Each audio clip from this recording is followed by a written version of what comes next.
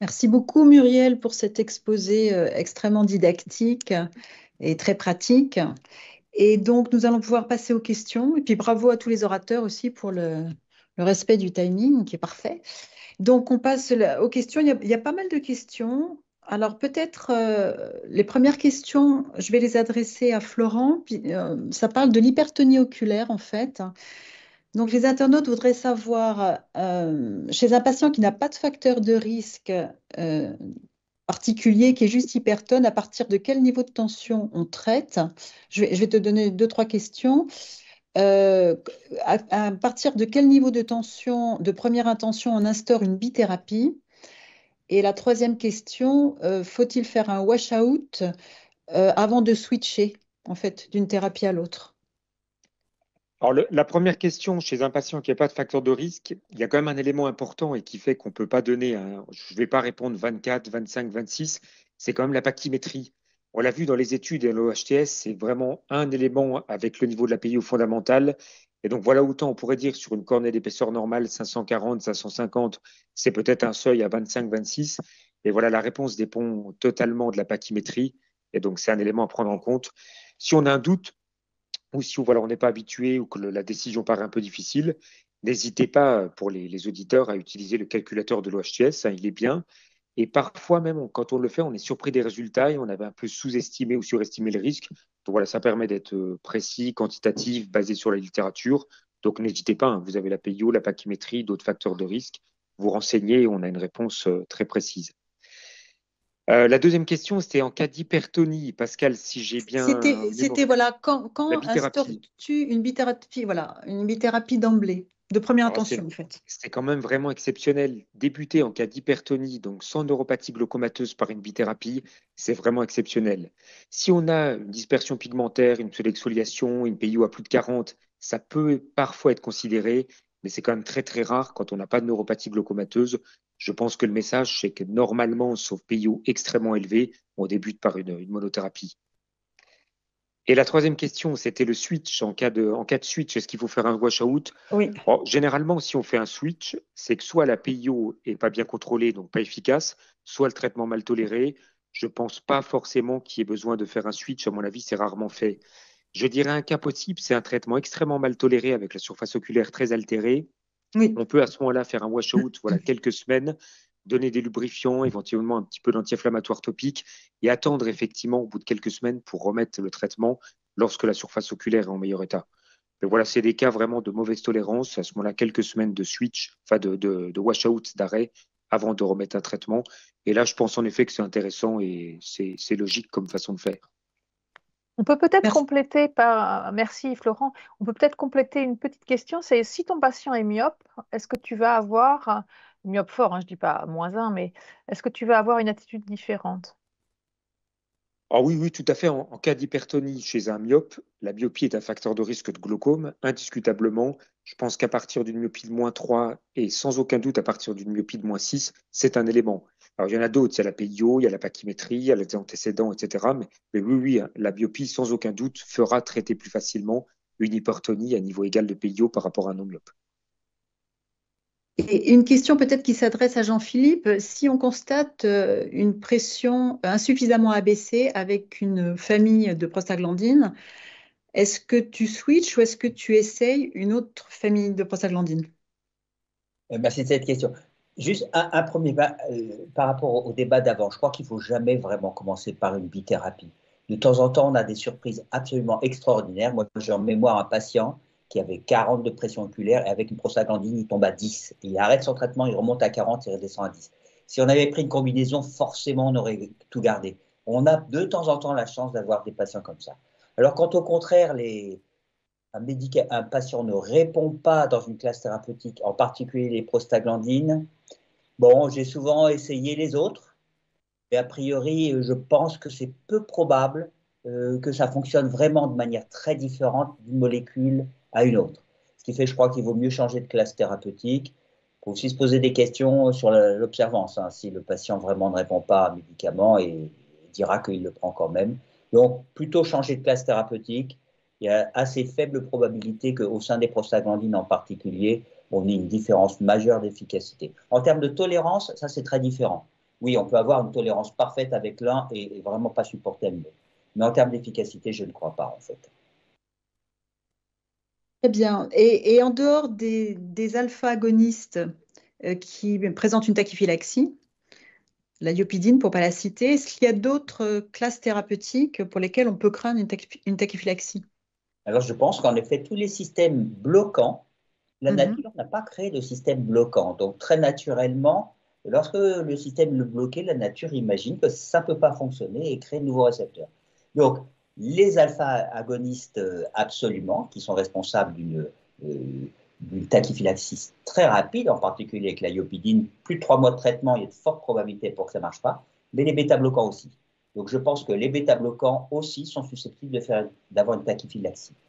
Il est possible aussi d'ailleurs, certains le faisaient avant quand il y avait cette classe thérapeutique, d'arrêter les bêta-bloquants pendant, je sais pas moi, 15 jours, 3 semaines, et de les réintroduire, et de voir que ça remarchait pour plusieurs années à nouveau. Quand on avait un peu réussi à arrêter cette chaîne de synthèse de récepteurs en permanence lors de du blocage de ces récepteurs par les bêta-bloquants.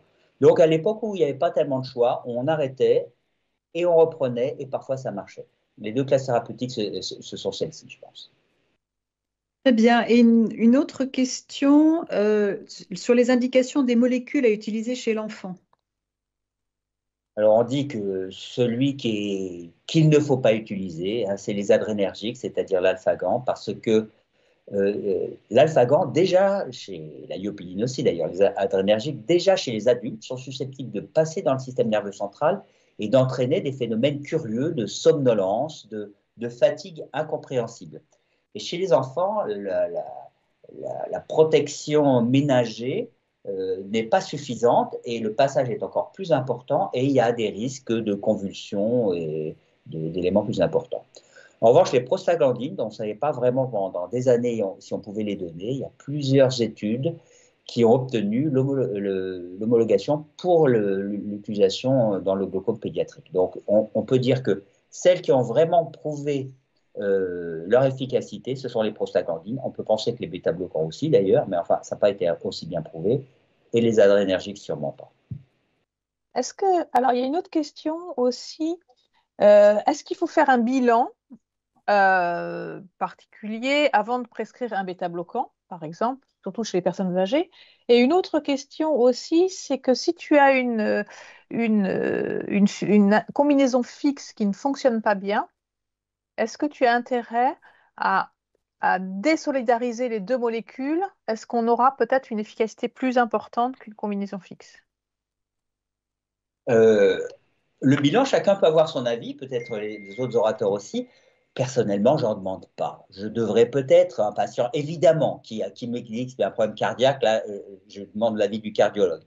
Mais sinon, j'avoue que peut-être de façon paresseuse, je ne demande pas vraiment de bilan avant de mettre les patients sous bêta-bloquant.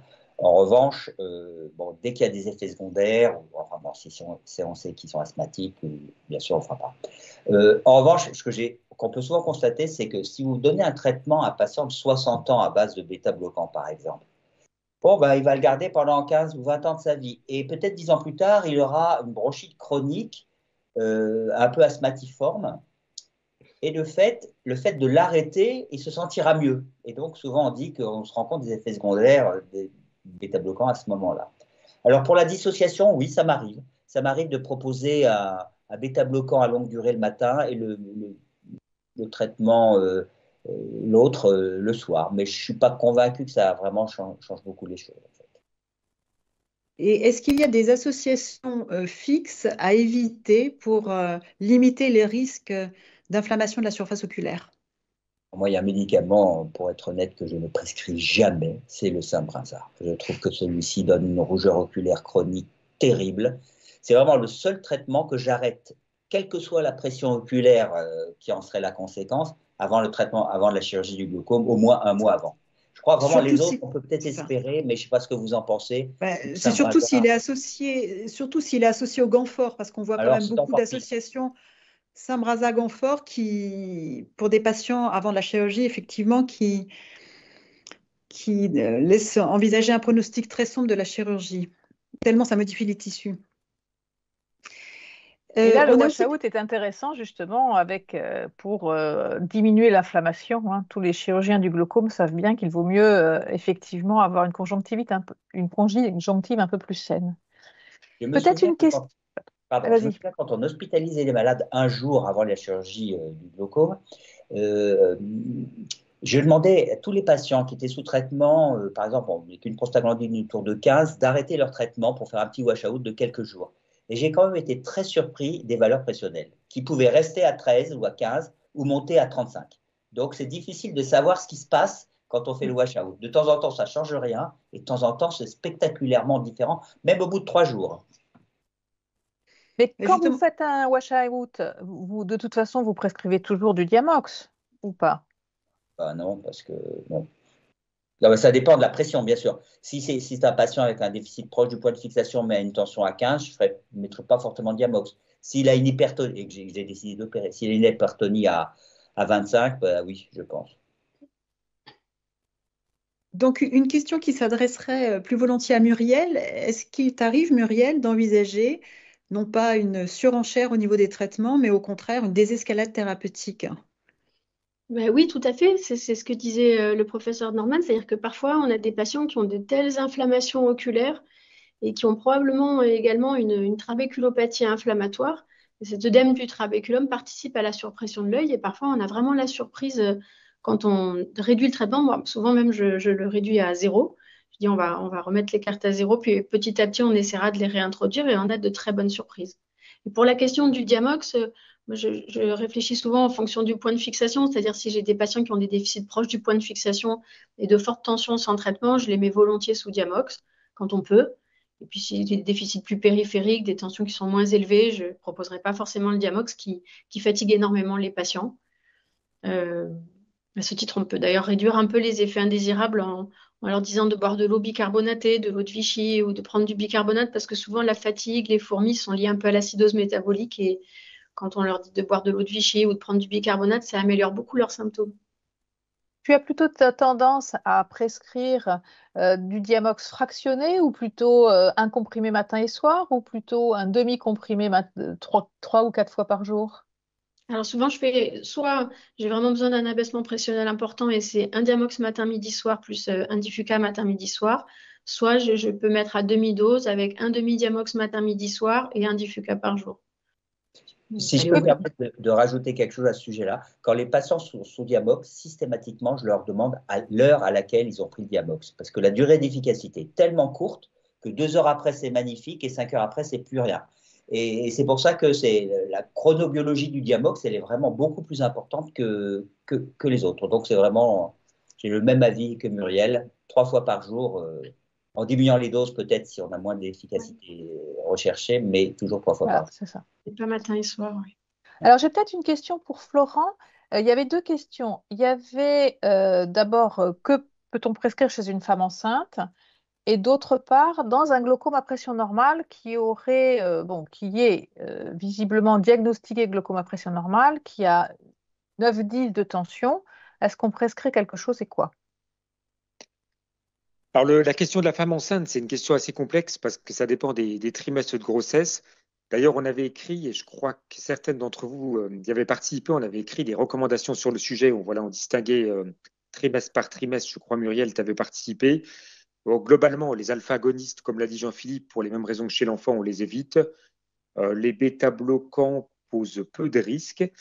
Les IAC, on disait que c'était tératogène. Et il y a une entité voilà, sur l'effet toxique des médicaments qui a publié, française, qui a publié des recommandations. Et en fait, les IAC, dans les recommandations récentes, sont pas contre-indiqués formellement chez la femme enceinte. Les prostaglandines, je pense notamment au début de la grossesse, posent peu de soucis. Et voilà, elles ne sont pas formellement contre-indiquées. Et on peut rappeler également, comme souvent c'est transitoire, enfin c'est transitoire, c'est une situation transitoire, le SLT peut être une alternative. Le plus simple finalement, c'est d'arrêter tous les médicaments, de faire un SLT, de reprendre après la grossesse ou après la période d'allaitement. Moi, c'est ce que je fais souvent, hein, comme ça il n'y a pas d'arrière-pensée. Et on peut dire que dans tous les cas, c'est en collaboration obstétricien ou gynéco avec l'ophtalmo, voilà, qui doit être informé des traitements qu'on donne. Et la deuxième question, Hélène, c'était des GPN avec des pressions très basses. Initialement, oui. Est-ce que tu donnes un traitement et quoi? Et alors, des GPN avec des pressions extrêmement basses, c'est quand même relativement rare. Ouais. Quand les pressions sont 13, 14, 15, oui, évidemment, on traite, hein, et normalement, le traitement a un effet. Si par malchance, je dirais, on a un GPN, mais c'est rarissime, avec vraiment une PIO de proche de 10, moi, je vérifierai d'abord formellement que c'est bien un GPN, donc par un bilan cardiovasculaire, par un bilan neurologique. Si c'est bien le cas, ou si on considère que c'est vraiment un glaucome à pression normale, on peut donner une prostaglandine, hein. Normalement, une prostaglandine peut baisser la PIO, mais voilà, on sait que quand on est à 10, 11, 12, on diminuera vraiment très peu la PIO. Alors, ça peut sans doute avoir un effet, mais voilà, formellement, je vérifierai que c'est bien un GPN et pas autre chose. Et si c'est le cas, oui, oui, un traitement médical, normalement, peut baisser un peu la PIO. Et il y a des études, hein, sur le traitement du GPN qui montrent que même partant de PIO basse, si on réduit, normalement, il y a un effet bénéfique. Je me permets de Merci. rajouter un petit mot parce que je me souviens de ce débat, de l'avoir entendu à l'American Academy et une attitude aux États-Unis qui était assez différente de la nôtre, puisque en fait, il présentait le même débat. Il y a du pour, il y a du contre, et à la fin, il disait eh ben, j'explique ça aux malades et maintenant je lui dis décidez vous-même. Ce qui est une bizarrerie, voilà. Et ça, voilà. On ne fait pas ça comme ça. Je pense que ce n'est pas une très bonne idée en tout cas ici, mais voilà, dans ces cas comme ça, le malade pourrait choisir. C'est dans Après, le moi, doute pour pas engager sa responsabilité, peut-être médico-légale ou dans une Oui, je situation un sais peu pas, pas voilà. évidente. C'est des tendances américaines que le patient soit plus présent dans son propre traitement. Et dans des cas comme ça, bon, ça, c'est un peu le laisser tomber en même temps que de lui dire bah, vous décidez, hein, parce que moi, j'en sais rien ou parce que je ne veux pas avoir d'avis. On a si je deux peux me questions. permettre. Ah, pardon. Pardon. Non, vas-y, je t'en prie, Muriel. Non, j'allais juste dire, moi, parfois, ce que je fais quand j'ai vraiment des tensions basses, c'est que d'abord, je vérifie que ça progresse ou non, parce que les GPN, ça progresse de 0,3 décibels par an, c'est des progressions très lentes. Puis parfois, ça peut être des glaucomètes, hein, ou comme le dit Florent, ça peut être autre chose qu'un glaucome. Donc, je fais un bilan pour vérifier que ce soit pas autre chose, comme toi, Florent. Et puis, j'attends de voir un peu la progression. Je revois les patients 6 à 9 mois après. Et en cas de progression des déficits, j'instaure un traitement. Mais sur une tension très basse, je l'instaure pas forcément en première intention. Comme on avait parlé tout à l'heure de la place de la trabéculoplastie, on a plusieurs questions. La première, c'est y a-t-il un lien entre trabéculoplastie et âge? À partir de quel âge optez-vous pour le laser au lieu des collyres? Et combien de fois peut-on retraiter? Alors oui, c'est une bonne question. Il y a un lien, en effet, la réponse est positive. Dans les études avant 50 ans, l'effet du SLT est moins bon. Et voilà, on considère quand même plutôt que c'est un traitement du glaucome du sujet, enfin du glaucome classique. Et à l'inverse, sur des glaucomes juvéniles, infantiles ou des glaucomes d'adultes jeunes, je pense que le SLT a moins de place. Donc voilà, moi je mets la barrière à 50 ans, c'est ce qu'on a dans les études. Mais en effet, il y a un lien. Le SLT, a priori, la réponse au SLT est meilleure chez les personnes âgées et moins bonne chez les moins de 50 ans. Et la deuxième question, Pascal, c'était sur le retraitement. C'est ça. Combien de fois peut-on retraiter? Oh, je pense une deuxième fois, sans aucun doute, hein, plein d'études, dont l'étude Light, mais d'autres l'ont montré. Une troisième fois, si 2 fois il a bien répondu, oui. Par contre, si la deuxième fois la réponse n'est pas bonne ou pas durable, non. Voilà pourquoi pas tenter une troisième fois. Et on va dire que la tolérance est quand même généralement très bonne. Donc, dans le pire des cas, on n'aura pas d'effet. Donc, une troisième fois, oui. Plus, moi, je ne fais pas ou vraiment très, très, très rarement. Peut-être Après, 5 ans après, si tu as eu voilà, c'est ça. une bonne C'est efficacité, ça. si ton SLT a duré Oui, 5 ans, ça vaut C'est la ça, peine. voilà. oui, En c'est fait, S'il ça. a Voilà, duré oui, 6 oui, ça mois, tout à dépend ça de la vaut fait. pas le coup. réponse. Voilà, Oui, c'est c'est ça. ça. Voilà, c'est rare, mais si on traite une fois avec plusieurs années, 2 fois avec plusieurs années d'effet et 3 fois avec plusieurs années, là, oui, oui, la logique, effectivement, est de retenter. Oui, oui. Pour la Et situation vous, rare, mais dans ce cas-là, c'est tout Oui, à fait parce que possible. en fait, si tu retraites tous les 6 mois alors que ça ne fonctionne pas, on risque d'avoir une hypertonie oculaire catastrophique et on a parfois des patients qui se retrouvent à 40 après un SLT. Oh, bah, Donc il faut faire attention quand même. que ça soit le premier, deuxième, troisième, si un premier n'a pas d'effet, effectivement, il ne faut pas faire de Voilà, deuxième. S'il n'y a aucun effet du premier, il ne faut pas faire de deuxième voilà, exactement. mais traitement. dans ces cas-là, tu traites sur 360 degrés d'emblée ou tu fais en 2 séances?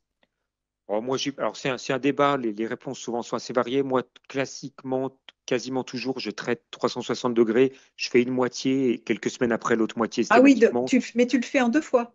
en 2 fois. En deux Voilà, fois pour d'accord. des raisons de tolérance. D'accord, d'accord, tout à D'accord. fait d'accord. Pour changer un petit peu de sujet, je voulais savoir combien de temps attends-tu pour savoir si ton traitement est efficace? Quand tu instaures un traitement en première intention, tu vas attendre combien de temps pour revoir les patients et savoir si c'est efficace ou pas? Alors, comme l'a dit Jean-Philippe, ça dépend beaucoup de la classe thérapeutique, puisqu'effectivement, dans le temps, en règle générale, on débute par une prostaglandine. Je pense qu'une prostaglandine, l'échec extracellulaire, il est long, hein. Enfin, il est long, il met du temps à être optimal et maximal. Moi, je juge un mois et demi après de l'effet. Mais voilà, pas à court terme. D'accord. Et on a des patients qui ont déjà une baisse de PI une semaine ou deux après, mais qui ont nettement plus un mois ou un mois et demi après. Donc, je pense qu'il faut du temps et les études le montrent pour avoir l'effet optimal d'une prostaglandine. Les autres classes thérapeutiques, normalement, l'effet est plus rapide. Mais les prostaglandines, c'est un effet en partie retardé. D'ailleurs, il faut tenir compte dans le wash-out. Par exemple, si on fait une étude avec les prostaglandines, il faut attendre un certain temps pour qu'il n'y ait plus du tout de prostaglandine. Une question pour Muriel. Oui, le washout des prostaglandines est plus long. Pour Muriel, si tu as un patient qui a vraiment un traitement très efficace, très inflammatogène, qui entraîne une inflammation très importante, est-ce que tu leur demandes s'ils ont le générique ou pas? Est-ce que tu as tendance à enlever les génériques et reprendre les molécules princeps? Ou est-ce que c'est un choix quand tu as des conjonctives inflammatoires, quand tu as une escalade thérapeutique? Alors, de toute façon générale, j'essaie d'éviter les génériques parce qu'ils ont peut-être fait preuve de leur efficacité similaire, mais la tolérance n'est pas toujours la même. Il arrive effectivement que les patients soient switchés par le pharmacien quand même. Et auquel cas, en cas d'inflammation de la surface oculaire inhabituelle, je leur pose la question de savoir s'ils n'ont pas eu un générique. Et pour répondre à ta question, oui, je vais essayer alors déjà d'arrêter la molécule concernée pour retrouver une surface oculaire plus saine, et puis de réintroduire la molécule dans sa version non génériquée. On a des soucis. D'abord, dans un générique, on doit mettre le même principe actif en termes de quantité, de qualité, mais certains des excipients peuvent être différents, donc on a un souci de ce point de vue-là.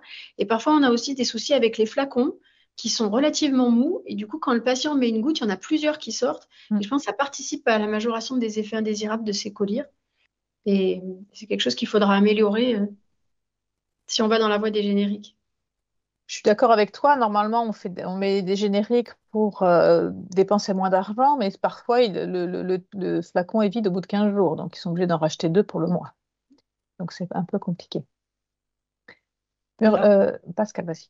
Non, on avait une question peut-être d'ordre un petit peu plus général. Il y avait deux questions en fait. L'une qui nous demandait si finalement toutes les procédures chirurgicales actuelles, notamment les MIGS, pouvaient limiter l'escalade thérapeutique dans le traitement médical.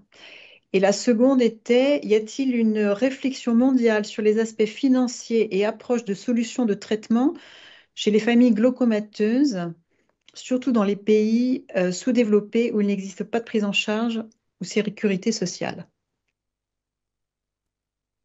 Alors, la première question est assez facile à répondre, c'est-à-dire que alors, si on parle de mix à proprement parler, c'est-à-dire aujourd'hui on n'en a qu'un, c'est l'iStent chez nous. l'iStent nous permet de gagner 1 point, 2 points, 3 points de PIO, et parfois effectivement ça permet de réduire le traitement, mais pas toujours. Alors il y a 2 écoles, il y a ceux qui arrêtent les collyres antiglaucomateux après une chirurgie. Moi personnellement je les poursuis, je regarde ma tension et je me permets de le réduire si j'ai bien gagné en tension. Je serais curieuse d'avoir l'avis des autres orateurs. Et puis, quant à la deuxième question, c'est... Voilà, c'était une réflexion philosophique sur... Dans cette Pour la réflexion deuxième, philosophique, il est quand même à constater, ce qui est quand même étonnant, c'est que les médicaments antiglaucomateux sont plus chers dans les pays du tiers-monde qu'en France. Parce qu'il n'y a pas de concurrence, et, enfin pas tous, hein, mais il y a beaucoup de nos patients, vous le savez comme moi, qui viennent les acheter ici parce que les prix sont parfois astronomiques, et c'est pour le coup, pour y avoir une réflexion à ce sujet. D'où la place du laser, hein. D'où la place, pourquoi D'où pas. la place du laser. Oui, avec ce nouveau laser SLT qui peut être fait par un paramédical. Hein. Maintenant, on a un Oui, laser alors, SLT oui, non contact oui, qui agit à travers la sclère.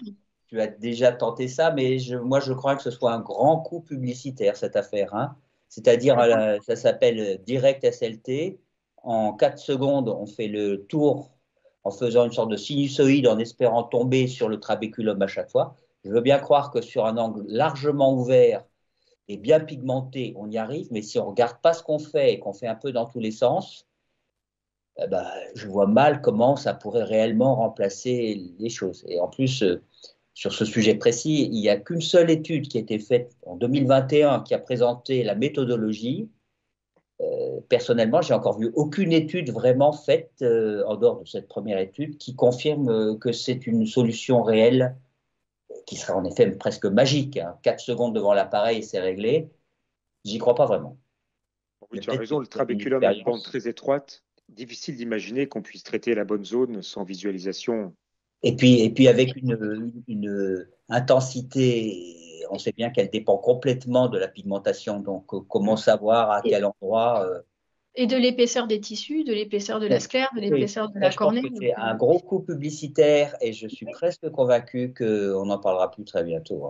Mais le développement de ces procédés, justement, serait censé faire écho à la difficulté d'accès aux soins dans plusieurs pays du monde. Mais je pense qu'avant la difficulté d'accès aux soins, il y a déjà la difficulté thérapeutique, il y a déjà la difficulté du diagnostic, du suivi de ces patients, qui de toute façon est déjà le préalable à réfléchir à des thérapeutiques proposables dans ces pays-là. Oui. Muriel, dans le problème, est-ce que tu vas choisir une classe thérapeutique particulière quand tu veux ajouter des traitements si les patients ont déjà une sécheresse oculaire? Est-ce que tu adaptes ton traitement? Tu regardes, c'est une question qu'on peut poser aussi à Florent, c'est est-ce que le choix thérapeutique dépend de l'état préalable de la surface oculaire? Mais déjà, on va s'orienter vers des thérapeutiques qui existent dans des versions sans conservateur, qui existent avec des rythmes d'instillation le moins important possible. Parfois, il m'arrive de dissocier justement une bithérapie avec un bêta-bloquant sous forme gel le matin qui va bien hydrater la surface oculaire et qui sera peut-être un peu moins agressif qu'une bithérapie combinée. Et puis, je vais plutôt aller vers du latanoprost qui aura moins d'effet en termes d'hyperémie conjonctivale qu'un bimatoprost. Et je vais surtout éviter les alpha-2 agonistes qui sont plus pro-inflammatoires, qui peuvent même parfois donner des uvéites. Donc, quand il y a des pathologies de la surface oculaire importantes, s'il y a bien une classe thérapeutique que j'évite, c'est celle-ci. Même si elles existent maintenant sans conservateur. Et tu dirais que ça t'arrive souvent finalement de te résoudre à opérer en raison de la surface oculaire? Fréquemment, non. Non, finalement, parce que je trouve qu'aujourd'hui, on a des possibilités thérapeutiques entre le laser SLT, entre les collyres sans conservateur qui nous permettent quand même de ne pas avoir recours à la chirurgie. Souvent, pour ça, ça arrive, mais c'est finalement très rare. Et d'autant que quand ça arrive, malheureusement, même quand on a fait un wash-out, même quand on a préparé la surface oculaire, c'est des pronostics qui sont quand même moins bons. Quand on a une blépharite très, très importante, alors, généralement, une intolérance aux collyres, elle arrive toujours sur un terrain de blépharité. Même quand on essaie de la soigner, les chirurgies filtrantes sont quand même de moins bons pronostics. Donc, ça m'arrive, mais c'est rare. Quand on opère, je trouve quand même qu'on voit des patients adressés régulièrement qui ont eu des multithérapies avec des surfaces oculaires très altérées et on n'a plus envie d'opérer. Et on se dit quand même, je pense que vous serez tous d'accord, que probablement le traitement médical a été trop long et que l'indication chirurgicale, elle aurait dû être posée avant. Bien je avant. pense que c'est un message pour ceux qui ne sont pas chirurgiens, c'est que sous quadrithérapie, quand la surface oculaire est très altérée, prenez un avis spécialisé, mais voilà, maintenez pas des années de traitement acharné. Et ensuite, le patient est adressé vraiment en fin de course et on a du mal à l'opérer à cause du traitement médical probablement trop prolongé. D'autant plus que parfois, il suffit juste d'enlever une ou deux gouttes et finalement la tension diminue et est mieux tolérée. Et on voit souvent justement le problème, et c'est ce que tu as traité tout à l'heure, Muriel, c'est que certains praticiens ont tendance à rajouter des gouttes alors qu'il faudrait au contraire en enlever. Donc, je sais, Pascal, il y avait d'autres questions, je crois, ou... Non, parce qu'il y a des questions effectivement qui tournaient, qui parlaient des glaucomes avancés chez des patients ayant des syndromes secs avec des lésions cornéennes. Voilà, c'est ça. Que faut-il faire, sachant qu'à l'arrêt du traitement, la pression va remonter très vite? Effectivement, je crois qu'il faut pas pousser la conjonctive jusqu'au bout, hein, et je crois qu'il faut envisager de viser une pression cible sans s'acharner sur les polythérapies, hein. Je crois que ce que dit Florent est tout à fait, doit vraiment être répété, hein. Une pression cible non atteinte, une surface oculaire inflammatoire, un glaucome qui évolue, il faut pas tarder. Moi, je pense que c'est une bonne conclusion. Oui, c'est très important ça. Oui, je pense que c'est une bonne conclusion de cette réunion qui me semble vraiment très intéressante et primordiale. On arrive vers 20h30. Là, je pense qu'il faut dire que on aura un replay de tous de toutes ces réunions. Il y a des replays dans quelques jours, je crois. Et puis, on peut peut-être rappeler aussi qu'il va y avoir une réunion de la SFG à Lyon, hein, le week-end, enfin le 19 septembre. Vous êtes bien sûr conviés. On aura une réunion très intéressante. Et d'ailleurs, vous pouvez retrouver le programme de cette réunion sur le site de la SFG. J'espère que vous viendrez très nombreux. Et Pascal, tu as un mot de la fin? Non, je voulais remercier nos orateurs qui ont fait des présentations très claires, très didactiques, et je pense que ça a Oui, bien c'est vrai. remis en place qui ont bien répondu aux questions que tout le monde se pose en fait, pour une prise en charge optimisée. Et on remercie aussi Antoine Labbé pour sa belle présentation avec tous les espoirs que ça suscite, avec toujours le bémol de restons prudents quand même sur toutes ces avancées, attendons d'avoir du recul avant de s'emballer. Euh, et voilà, je remercie tout le monde et au plaisir de se retrouver prochainement. Merci, professeur Merci Jean-Philippe beaucoup. Normal, merci professeur Aptel et merci Muriel Poli. Merci Pascal et Hélène.